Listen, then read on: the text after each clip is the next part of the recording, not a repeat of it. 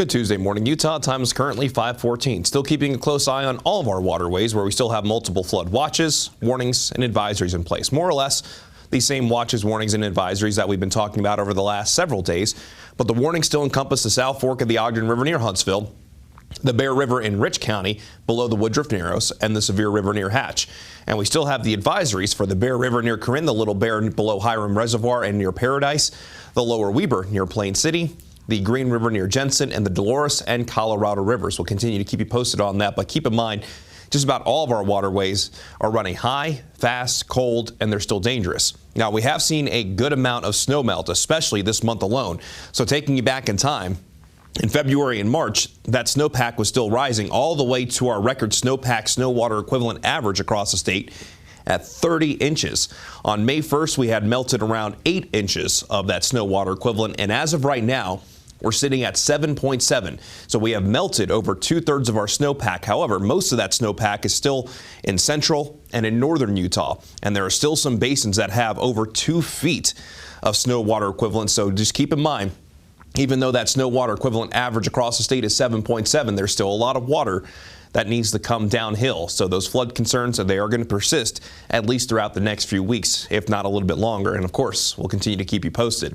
Now, here's the view from Alta, where you can definitely tell we still have plenty of snow up in the mountains. You got some twinkling stars above, partly cloudy skies just above the mountains, looking absolutely incredible. It's a warm start to the morning, very similar to what we saw yesterday morning. Temperatures ranging anywhere from the 40s in Park City, while St. George is currently leading the way, sitting at 67 degrees. So some spots, t-shirt weather is fine. Other spots, you're just going to want the light sweater. Here's the view down in Cedar City, where everything is nice and calm here, not seeing too many issues.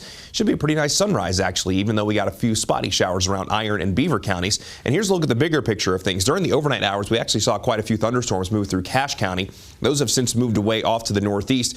Got this trough coming into the western coast of the United States, and that trough more or less is going to be hanging out over the next several days, and it's going to send energy our way, and it's going to bring a stalled front as well.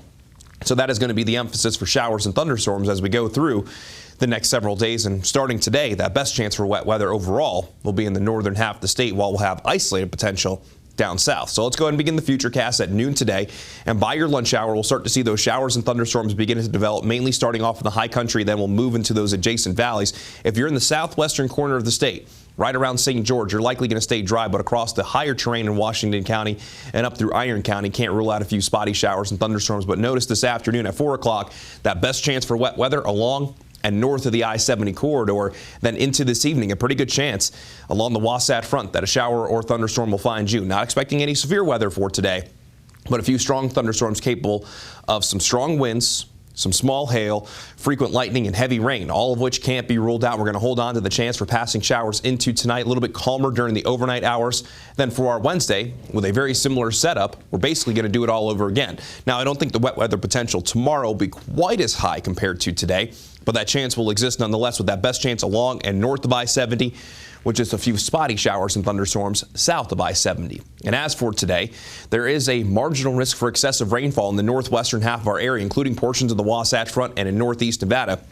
So this tells you that there's a small risk that some thunderstorms could produce heavy rain, which might result in flooding. And that, combined with our runoff, are just another couple of things that we need to keep in mind. And then as we migrate down into southern Utah, the flash flooding potential still does exist. While it's not a probability, it remains a possibility. The fact remains, if you're going for a hike down in southern Utah at any of the Mighty Five or our recreation areas, if you have any plans to hike in the backcountry, and especially those slot canyons, have multiple ways to receive alerts just in case, and always have a plan just in case as well. As for those daytime highs, most of us will see 70s and 80s once again. We'll get to 83 in Salt Lake City, and outside of any wet weather, we get partly cloudy to partly sunny skies and breezy winds as well. 77 in Heber. Then as we make our way down into southern Utah, 87 for Green River, 75 for Gunnison. Then down in southern Utah, 78 for Blanding, 70 in Bryce Canyon, and 93 degrees in St. George. And in St. George, I think that we stay mostly dry over the next several days. But again, we could see a few showers and thunderstorms around lower Washington County. But the main story over the next couple of days across lower Washington County will be those strong winds. So we'll see some whipping winds across the southwest desert as daytime highs remain in the upper 80s and low 90s with overnight lows mainly in the low to mid 60s. Then along the Wasatch Front, scattered showers and thunderstorms the next couple of days, a pretty good chance for today. Then as we close the work week, isolated showers and thunderstorms Thursday and Friday, and holding on to at least a chance over the weekend. But at this point, Memorial Day looks mostly dry, highs mainly in the 80s and overnight lows in the upper 50s and low 60s. But let's go ahead and switch gears, check in on traffic. How are we looking out there this morning, Sarah?